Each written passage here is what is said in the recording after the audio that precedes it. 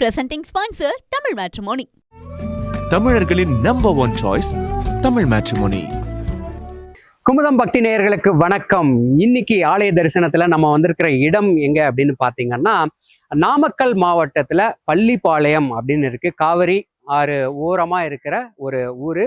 இந்த இடத்துல சிந்தாமணி கோட்டை அப்படின்னு இருக்கு. சிகப்பு கற்களால ஆன கோவில் நம்ம பார்க்க முடியுது. இங்க அம்பாள் பார்த்தீங்க அப்படின்னா ஸ்ரீ ராஜராஜேஸ்வரி 2 பாதத்தையும் நமக்கு தரிசனம் தர மாதிரி உலகிலேயே இங்க மட்டும்தான் இருக்கு அப்படின்னு கேள்விப்பட்டோம். அதுக்காக நம்ம இந்த திருத்தலத்துக்கு வந்திருக்கோம். இங்க பாத்தீங்க அப்படின்னா நம்ம நவராத்திரிகளோட சிறப்புகளை பத்தி நம்ம தெரிஞ்சுக்க போறோம். குறிப்பா வரப்போற இந்த வசந்த நவராத்திரியை பத்தி நம்ம தெரிஞ்சுக்க போறோம். ஏன்னா இந்த வசந்த நவராத்திரி, இந்த ராஜராஜேஸ்வரி இப்ப நம்ம பார்க்க போறோம் இல்லையா அம்பாள், அவங்களுக்கான நவராத்திரி அப்படின்னு சொல்லப்படுது. அதனாலதான் பிரத்யேகமா நம்மளுடைய குமுதம் பக்தி நேயர்கள் நீங்க தெரிஞ்சுக்கணும் இந்த ஆலயத்தை பத்தி அண்ட் இந்த வசந்த நவராத்திரியை பத்தி அப்படிங்கிறதுக்காக தான் இந்த எக்ஸ்க்ளூசிவான வீடியோவை உங்களுக்காக நம்ம கொடுத்துட்டு இருக்கோம். சிந்தாமணி கோட்டையில இருக்க வராகி பாலன் அப்படின்னு சொல்லக்கூடிய ஸ்ரீ ராமானந்தா சரஸ்வதி சுவாமிகள் அவங்கள நம்ம சந்திச்சு இந்த நவராத்திரியுடைய சிறப்புகளை பத்தி கேட்டு தெரிஞ்சுக்கலாம். வாங்க. வணக்கம். நமஸ்காரம். சுவாமி, இப்போ வந்துட்டு நவராத்திரி அப்படின்னாவே நமக்கெல்லாம் ஞாபகம் வருது சரஸ்வதி பூஜை, ஆயுத பூஜையோட வர நவராத்திரி தான். அதை பத்தி கொஞ்சம் சொல்லுங்க. பொதுவா 12 மாதங்கள் 6 காலம், அதாவது 6 ருது அப்படின்னு சொல்லுவாங்க. வசந்த ருது, கிரீஷ்ம ருது, சரத் ருது, இப்படி 6 ருதுக்கள் இருக்குது. அதாவது 2 மாதங்களா ஒரு ருது, அது 6 ருதுக்கள். அதே எப்படியாக வகுக்கிறாங்க அப்படின்னா 6 காலம்: வசந்த காலம், கோடை காலம், இளையுதிர் காலம், பனிக்காலம், இப்போ இந்த மான்சூன் சீசன், பருவமழை காலம், இப்படி 6 காலங்கள். இந்த 6 காலங்களும் ஒவ்வொரு காலம் முடிந்து இன்னொரு காலம் அந்த தொடர்றத ருதுக்கள்னு சொல்லுவாங்க. இன்னொரு அது எப்படி சொல்லலாம் அப்படின்னா, பெண்கள் பூப்படைகிறத கூட ருதுவாகிறது அப்படின்னு சொல்லுவாங்க, ருது ஜாதகம் அப்படின்னு சொல்லுவாங்க. என்ன அப்படின்னா, ஒரு பரிணாமத்திலிருந்து இன்னொரு பரிணாமத்திற்கு அந்த நிலை மாறக்கூடியத ருதுக்கள் அப்படின்னு சொல்றாங்க.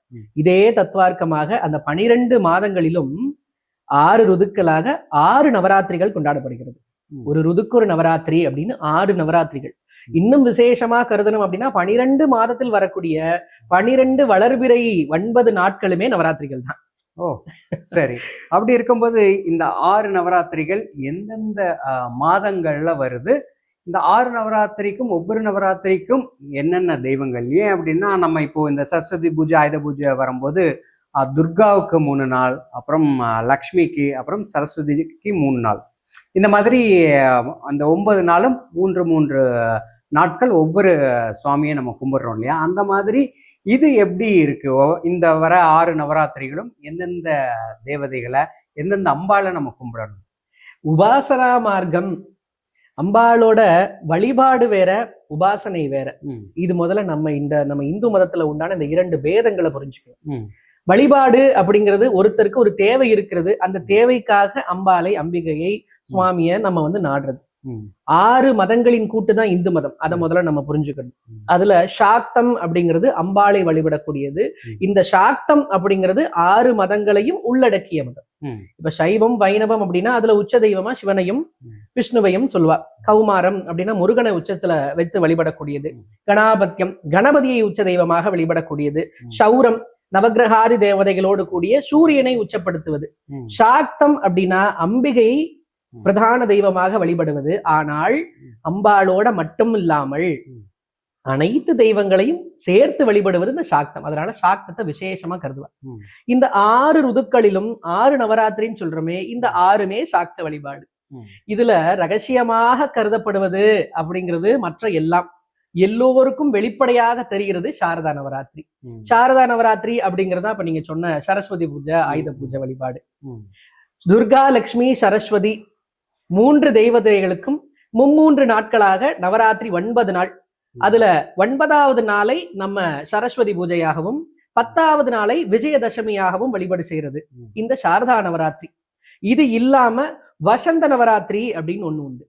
இந்த அந்த வசந்த காலம் புணரும் போது வழிபடக்கூடிய அந்த நவராத்திரிக்கு வசந்த நவராத்திரின்னு பேரு. பொதுவா வசந்த காலம் அப்படின்னா பங்குனி, சித்திரை, வைகாசி. இந்த இதுல பேதங்கள் 2 விதமாக கருதப்படுகிறது. முதல்ல இந்து மதத்துல இருக்கக்கூடிய அந்த கேலண்டரே பாத்தீங்கன்னா 2 விதமா இருக்குது. சூரியமானம், சூரியனை வைத்து, அதாவது சூரியன் எந்த ராசியில சஞ்சரிக்கிறார் அப்படிங்கறத பொறுத்து சித்திரை தொட்டு 12 மாதங்கள் இருக்கு. சந்திரனை மையப்படுத்தி ஒரு கேலண்டர் இருக்கு.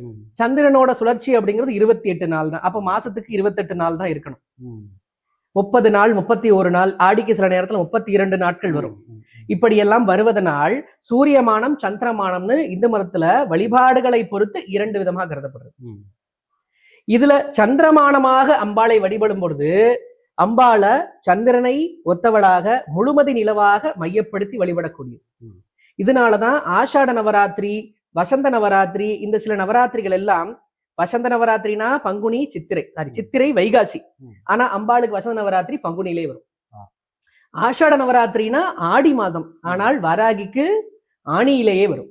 இதற்கான காரணம் என்னன்னா இதுதான், சூரியமான சந்திரமான பேதங்களா 2 கேலண்டர் இருக்கிறதுனால வழிபாடுகளும் அது போல இருக்கு. இந்த வசந்த நவராத்திரி அப்படிங்கிறது அம்பாள் ராஜராஜேஸ்வரியை வழிபடுவது. ஆதிசக்தி ராஜராஜேஸ்வரி தான் தலையாய தெய்வமாக கருதப்படுகிறார்.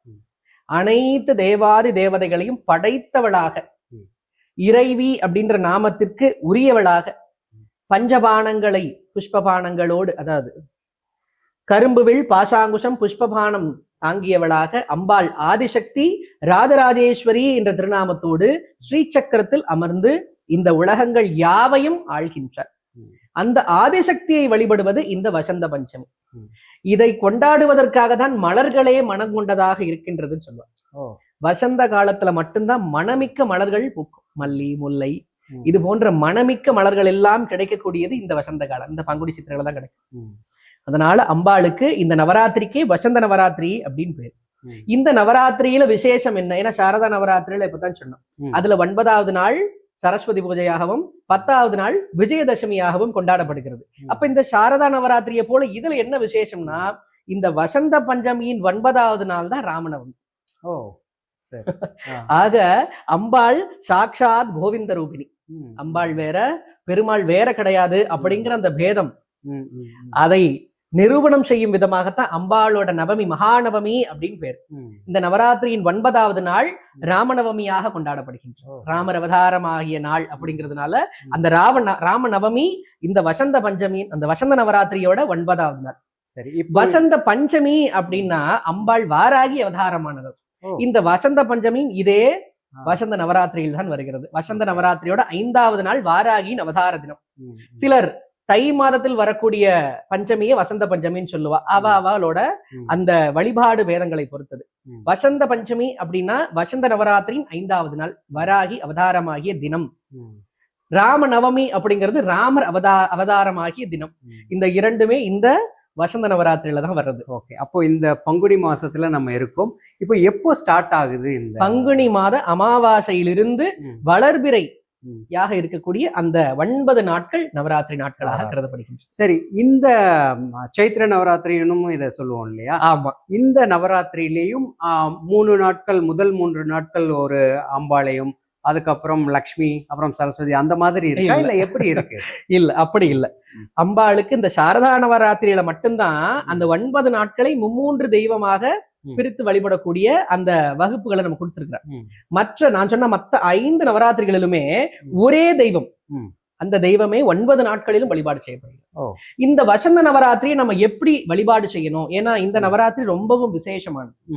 ஆதிசக்தியை வழிபாடு செய்வது. ஆதிசக்தியை வழிபாடு செய்வது அப்படிங்கும் பொழுது அவளுக்கு நீதி நியமங்கள், அந்த பூஜா நிஷ்டைகள் எல்லாம் வெவ்வேறாக இருக்கின்றது. அவங்க சம்பிரதாயம்னு சொல்லுவாங்க. அம்பாள் ராஜராஜேஸ்வரை வழிபடுவதற்கு வாமாச்சாரம், தட்சிணாச்சாரம்னு நிறைய அந்த சமய வகுப்புகள் இருக்கு. அம்பாளோட பூஜா முறைகள் வெவ்வேறாக இருக்கின்றது.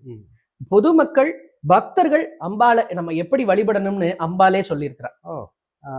லலிதா சகஸ்ரநாமம் அப்படின்னு ஒரு உன்னதமான ஒரு ஸ்தோத்திரம் இருக்கு. அம்பாள் ராஜராஜேஸ்வரியை போற்றி புகழ்வது. வேதத்தில் இருக்கக்கூடிய எல்லா மந்திரங்களையுமே எழுதியவர் மனிதர்களாக இருக்கிறார். மனிதனா பிறஞ்சு ரிஷிகளாக, முனிவர்களாக அவதாரமாகியவர்கள் தான் வேத இதிகாசங்கள் எல்லாம் எழுதியிருக்கிறார். இதுல இந்த லலிதா சகஸ்ரநாமம் மட்டும் தனித்துவம் வாய்ந்தது. ஏன் அப்படின்னா அதை எழுதியது வாக்தேவதைகள். அந்த வாக்தேவதைகள் யாரு? அம்பாளோட அங்கத்திலிருந்து ஆவாகனமானவங்க. வசினி, காமேஸ்வரி, மோதினி, விமலா, இப்படின்னு 8 தெய்வம். வசின்யாதி வாக்தேவதைகள் அப்படின்னு பேர். அந்த வசினி முதலான 8 தெய்வங்கள் தான் இந்த லலிதா சகஸ்ரநாமத்தை கொடுக்குற.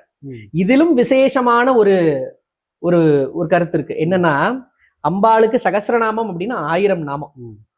அதுல ஸ்ரீமாதா அப்படின்னு தான் முதல் நாமம் ஆரம்பிக்கும். அம்பாளோட மகா மந்திரம். நான் இப்ப சொன்னேன், அம்பாளை வழிபடுவதற்கு மந்திரங்கள் தேவையில்லை. ஏன், அம்மான்னு அழைச்சா போதும். அதுல லலிதா சகஸ்ரநாமத்தோட முதல் நாமாவே ஸ்ரீமாதா. பலருக்கும் தெரியாத ஒரு விஷயத்த சொல்றேன். லலிதா சகஸ்ரநாமத்தோட 1000 நாமங்கள் வசின்யாதி வாக்தேவதைகள் எழுதியது அப்படின்னு சொல்றோமே, இதுல முதல் நாமா ஸ்ரீமாதா. 999வது நாமா சிவசக்தியைக்க ஸ்வரூபிணி. சிவசக்தியைக்க ஸ்வரூபிணி, சிவனும் சக்தியும் ஐக்கிய ஸ்வரூபமாக விளங்குபவளே அப்படின்னு அம்பாள் அழைக்கிறது. இதற்கு மேல அம்பாளுக்கு 1000வது நாமாவை பூர்த்தி செய்வதற்காக வாக்தேவதைகள் ஸ்தம்பிச்சு நிக்கிறாள். ஏன்னா அத்தனை நாமாக்களிலும் அம்பாளோட அழகையும் அவளோட புகழையும் வர்ணிச்சுட்டாங்க. 999 நாமாக்கள் நிறைவாயிடுச்சு. 1000வது நாமாவுக்காக அவர்கள் தயங்கிய பொழுது அம்பாளே வாய் மலர்ந்து சொல்றா, ஸ்ரீ லலிதாம்பிகா. இதுல லலிதா சகஸ்ரநாமத்துல ஸ்ரீமாதா என்ற நாமமும் ஸ்ரீ லலிதாம்பிகா அப்படிங்கிற நாமமும் ரொம்ப விசேஷமான. ஒவ்வொரு நவராத்திரியுடைய பேரு எந்தெந்த தெய்வத்துக்கானது அப்படிங்கிறத கொஞ்சம் சொல்லுங்க. சாரதா நவராத்திரி அப்படின்னு சொல்றது புரட்டாசி மாசத்துல வரக்கூடியது. தீபாவளிக்கு முன்னாடி இருக்கக்கூடிய நவராத்திரி. அது துர்காலட்சுமி சரஸ்வதி ஆகிய திருசக்திகளுக்கு வழிபாடு செய்யக்கூடிய நவராத்திரி. வசந்த நவராத்திரி பங்குனி மாதத்துல அமாவாசையிலிருந்து வளர்பிறையாக வரக்கூடியது. அம்பாள் ராஜராஜேஸ்வரி ஆதிசக்தியை வழிபடக்கூடியது. ஆஷாட நவராத்திரி அப்படின்னு சொல்றது ஆணி மாசத்திலையும் ஆடி மாசத்திலையும் வழிபாடுகள் தந்திரமார்க்கமா ஒரு சிலரோட வேறுபாடுகளை பொறுத்தது. ஆஷாட நவராத்திரி அப்படிங்கிறது வராகி அம்மனுக்கு விசேஷமாக கருதப்படுவது. ஆஷாட மாசம் அது ரகசிய நவராத்திரி, குப்த நவராத்திரி அப்படின்னு சொல்லுவாங்க. இது போல ஷியாமலா நவராத்திரி அப்படின்னு ஒண்ணு, மாக நவராத்திரி, ஷியாமலா நவராத்திரி அப்படின்னு சொல்லுவாங்க. இது அம்பாள் ராஜமாதங்கியை வழிபாடு செய்வது. இதுவும் குப்த நவராத்திரி அப்படின்னு. குப்த நவராத்திரினா ரகசியமாக வழிபாடு செய்வதுன்னு அர்த்தம். வராகி நவராத்திரி, ஷியாமலா நவராத்திரி, இது இரண்டையுமே குப்த நவராத்திரி அப்படின்னு சொல்லுவாங்க. இது இரண்டு இல்லாமல் சாகம்பரி நவராத்திரி அப்படின்னு ஒண்ணு உண்டு. துர்க்கையை வழிபாடு செய்வது. துர்காம்பிகையை முழு தெய்வமாக, அவளையே முழு முதல் தெய்வமாக வழிபாடு செய்வது சாகம்பரி நவராத்திரி. வன நவராத்திரி அப்படின்னு சொல்லுவோம். வன்னி நவராத்திரி, வன நவராத்திரி அப்படின்னு சொல்லுவாங்க. பிரத்யங்கரா தேவியை, காளியை வழிபாடு செய்வது. வடநாட்டுல வங்காளத்துல அம்பாளோட வழிபாடு அப்படிங்கிறது ரொம்ப பிரசித்தமா இருக்கு. இப்படி நிறைய வழிபாடுகள் இருக்கு, நிறைய நவராத்திரிகள் இருக்கு. ஒவ்வொரு நவராத்திரியிலும் ஒவ்வொரு தேவியின் அனுகிரகம். காலம் எப்படி 6 வகையாக இருக்கின்றதோ அதே போலவே அம்பாள் நமக்கு அளிக்கின்ற அருளும் அதன் போலவே இருக்கின்றது. சரி, ரொம்ப அழகா சொன்னிருந்தீங்க. இப்போ வரக்கூடிய இந்த மாதம், தமிழ் மாதம் பங்குனி மாதத்துல இப்போ நம்ம வரக்கூடிய இந்த நவராத்திரிக்கு எந்த தெய்வத்தை கும்பிடணும், அந்த தெய்வத்தோட மகிமையை பத்தி சொல்லுங்க. இந்த வசந்த நவராத்திரி அப்படிங்கிறது பெயருக்கு ஏற்றாற் போல் வாழ்வில் வசந்தத்தை அளிக்க வல்லது. எப்படி மனமிக்க மலர்கள் மலர்கின்ற இந்த வசந்த காலமோ அதுபோல் அனைவரின் வாழ்வும் இன்பம் சூழ அமைகின்றது. அத்தனை அமைத்து தரும் தெய்வம் யார் அப்படின்னா ஆதிசக்தி. தேவாதி தேவர்களுக்கே ஒரு குறை வந்த பொழுது பண்டாசுரன் என்ற அசுரன் தேவாதி தேவர்களை கொடுந்துயருக்கு ஆளாக்கினான். அவனிலிருந்து அன்னையானவள் ஆதிசக்தி ராஜராஜேஸ்வரி அனைத்து தேவர்களையும் காத்து ரட்சித்து அவர்களுக்கு அதே பொறுப்பை மறுபடியும் வழங்கினார். அதாவது இழந்ததை திரும்ப கொடுத்தார். புரிகிறதா? இந்த நவராத்திரி எதுக்காக வழிபாடு செய்யறதுன்னு, ஒருவர் இழந்ததை திரும்ப பெறுவதற்கு. அப்ப இந்த பங்குனி மாசம் வசந்த நவராத்திரி வாழ்வையே மாற்றி அமைக்கும். இழந்ததை திரும்ப பெறறதுக்கான, இழந்ததை திரும்ப கிடைக்கும்.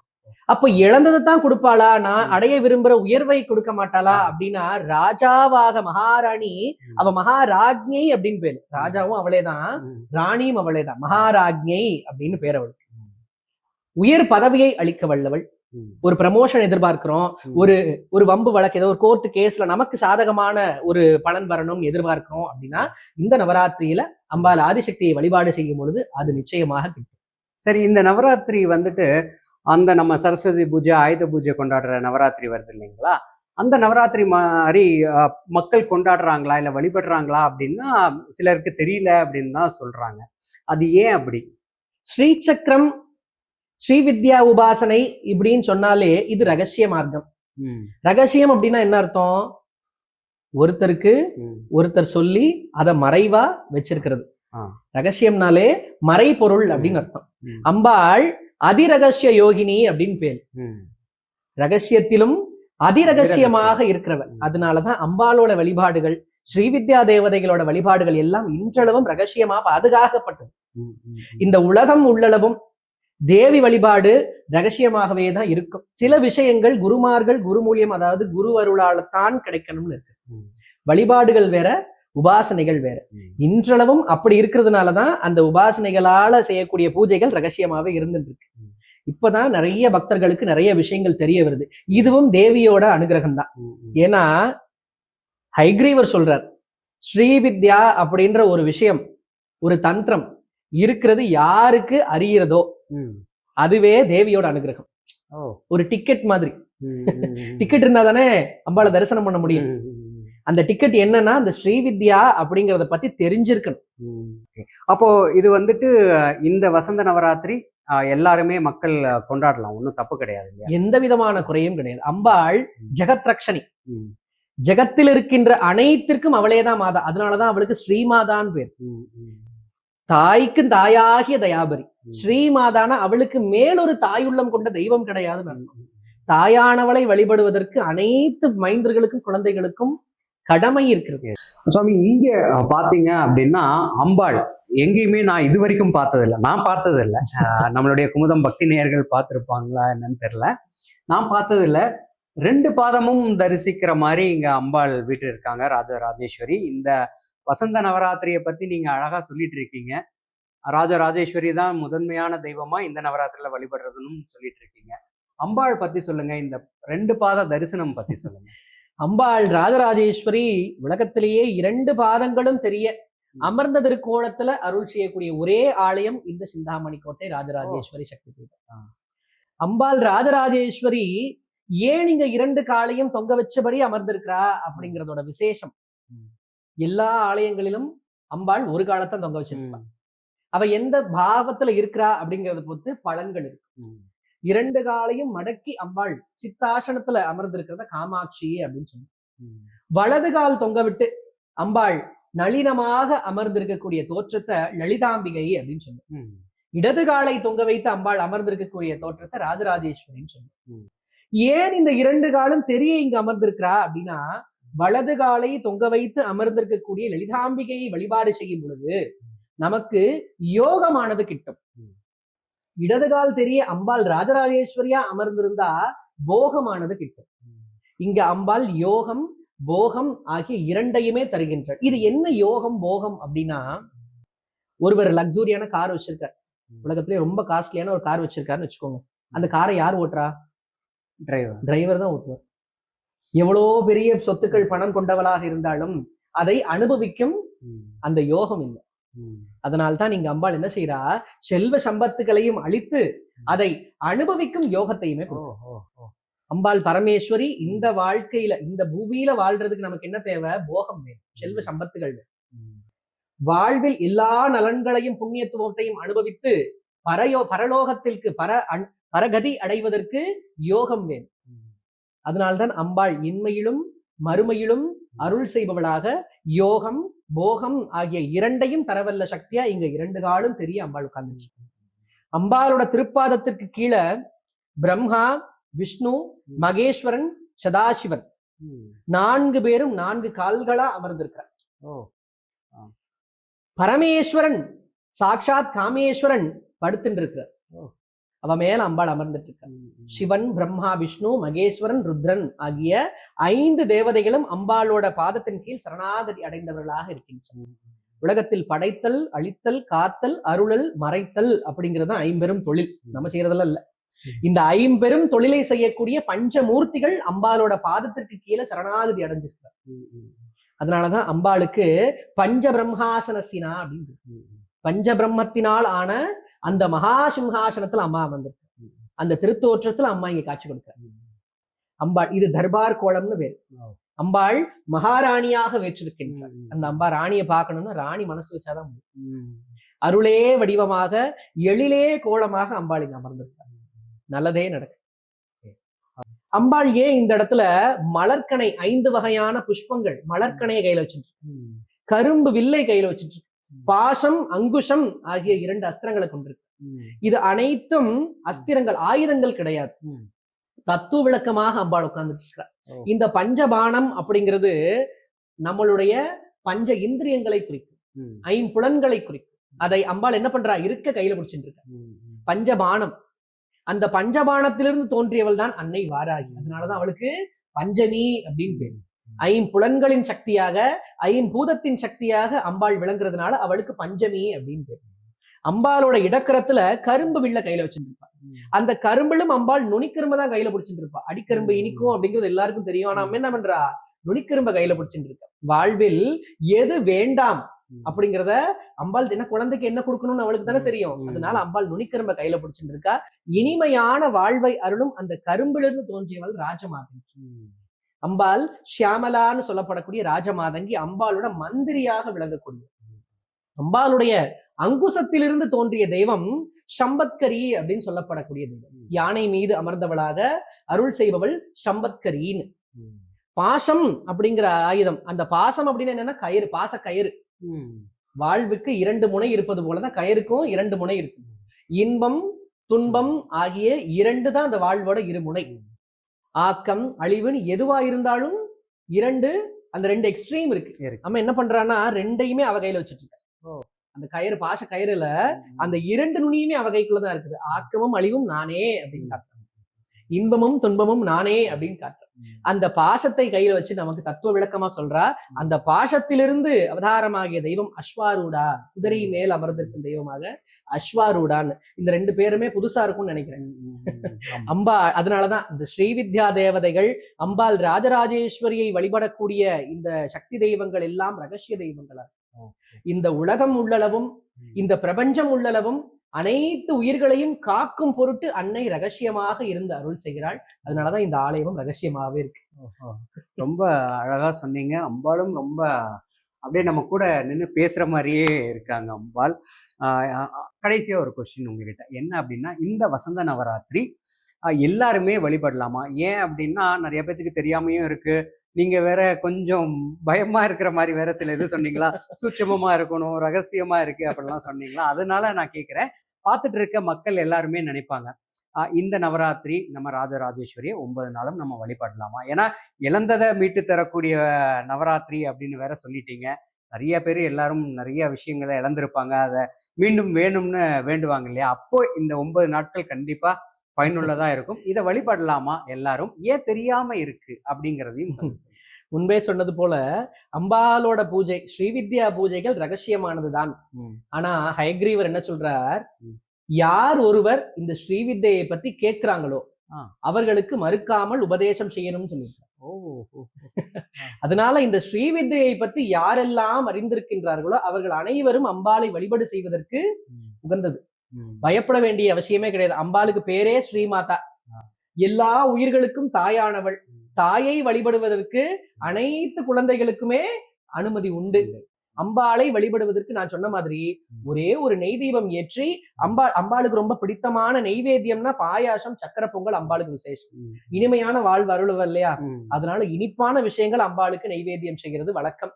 அப்படி இனிப்பான விஷயத்தை அம்பாளுக்கு நெய்வேத்தியமா வச்சு ஒரு நெய் தீபம் ஏத்தி லலிதா சகஸ்ரநாம பாராயணம் பண்ணி குங்குமார்ச்சனை பண்ணாலே போதுமானது. இந்த 9 நாட்களும் விடாது இதை தொடர்ந்து செய்தால் எண்ணியது ஈடேறும், நினைத்தது நடக்கும், இழந்தது கைகூடும், ஐயமே கிடையாது, நல்லதே நடக்கும். ரொம்ப நன்றி. நிறைய விஷயங்கள் வந்துட்டு புது விஷயங்கள், அண்ட் அம்பாளையும் இப்போ ஏன்னா உலகத்திலேயே இங்கதான் இருக்கு அப்படின்னு சொல்லியிருக்கீங்க. அதையும் புதுசா நம்மளுடைய குமுதம் பக்தி நேயர்கள் பார்த்துருப்பாங்க, அண்ட் நீங்க சொன்னதெல்லாம் கேட்டிருப்பாங்க. ரொம்ப சந்தோஷம் உங்களை சந்திச்சதுல. நன்றி. இந்த குமுதம் பக்தி நேயர்கள் அனைவருக்கும் அன்னை ராஜராஜேஸ்வரியின் அருள் பரிபூரணமாக கிடைக்கட்டும். சகல செல்வங்களும் வாய்த்து நல்வாழ்வு அமைய, இன்பம் சூழ அன்னையின் அருள் பரிபூரணமாக அமைய வாழ்த்துக்கள். நல்லதே நடக்கட்டும். Presenting sponsor Tamil Matrimony. தமிழர்களின் நம்பர் 1 சாய்ஸ் தமிழ் மேட்ரிமோனி.